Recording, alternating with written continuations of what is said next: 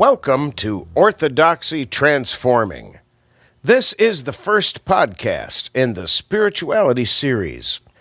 Orthodoxy Transforming is committed to experiencing the Christian faith from the perspective of universal spirituality and spiritual practices. Unfortunately, Christianity has solidified in either a rigid set of right words about God, on the one hand, or an unrestricted, phantom-like, nearly imaginary personal relationship with God on the other hand. Most spiritual seekers are tired of both of these options. They are tired of just words, and they are also tired of just emotions. They are looking for something else, something more, something, more spiritual. Let's look at both of these models of present-day Christianity and see why people, perhaps just like you, are tired of and disappointed in these options of the Christian faith. In the first model of modern Christianity, to be a Christian, you must say and believe right words about God. If you don't say and believe right words about God, those in charge of such matters will not deem you or approve you to be a Christian believer. You must agree with the right words about God and sign the bottom line.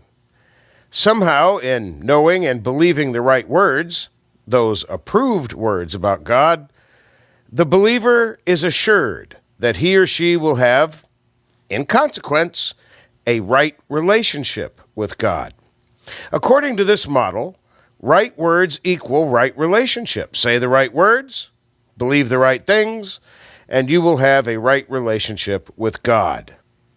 Many spiritual seekers find this paradigm, this model, far too intellectual. Knowing about something does not mean that you have a relationship with that something. I might know all the right words about the monster turtles in the Galapagos Islands. However, that does not mean that I have any relationship at all with a living turtle on those faraway islands. Knowledge about something, including God, does not create a relationship with something, including God. This model of believing right words about God and holding approved ideas about God is increasingly leaving people feeling rather hollow. Knowing about God is not the same as knowing God. Increasingly, people looking for a spirituality are rejecting the idea that knowledge and relationship are the same thing. However, many also reject the other option. The second option of modern Christianity is a reaction against the first option. Instead of concentrating on right words about God, the second option encourages believers to forget all about doctrine. In other words, scrap all the right words about God and simply dive into the relationship with God with all your heart. These people, not bothered with intellectualism or any doctrinal codes, they follow a path that is sketchy, delivers a very scratchy understanding of who it is they think they have a spiritual relationship with. In most cases, they gather together in an auditorium-like facility. They raise their hands, indicating the plainly old belief that God is somehow up in the air. They close their eyes, indicating that God cannot be seen in the physical world, but only in the imagination. And they sing songs of adoration and commitment to God, indicating that the God they worship wants such things as adoration and commitment from those with whom the God has a relationship.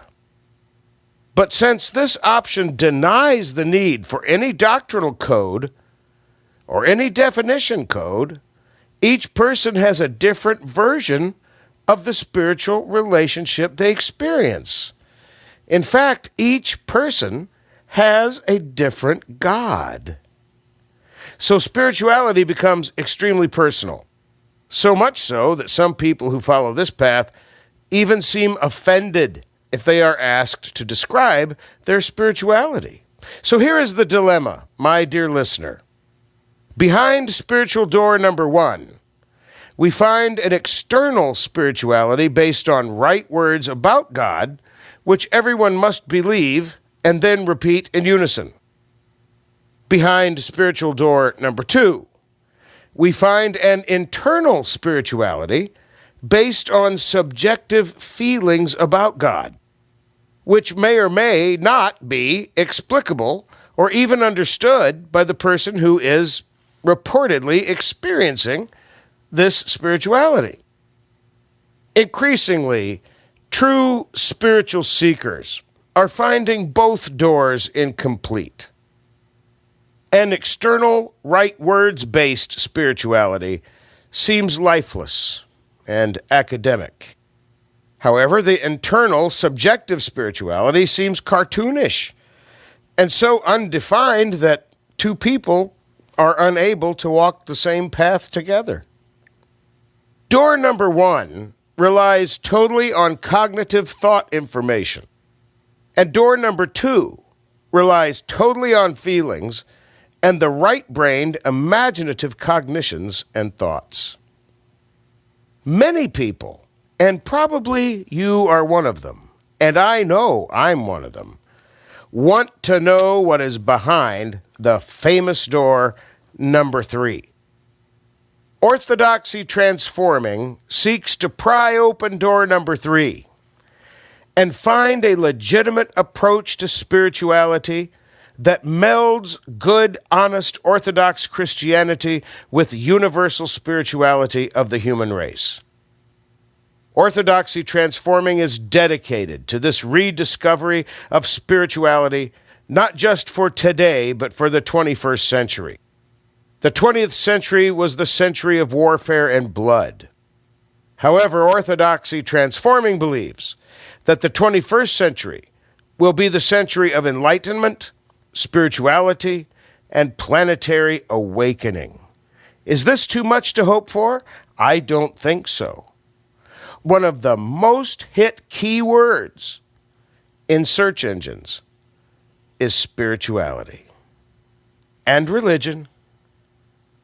However, people will not be able to find what they're looking for using the old patterns and the old models. Something new is being born. We can feel it. A new spirituality, a new spiritual hunger is emerging. And people will find a spirituality to fill this void, because our present course has created a spiritual hunger in all of us. Now, some will chase the easy path of listening blindly to others tell them what to do to enter a spiritual relationship with God. These we will call fanatics. Some will hammer away at the material world, imagining that God will emerge somehow if enough information is collected. But these will be the earnest skeptics. Some will follow their own self-taught path of whimsy, imagination, and flighty spirituality with no boundaries, except those created in their own minds. These will be the strangelings.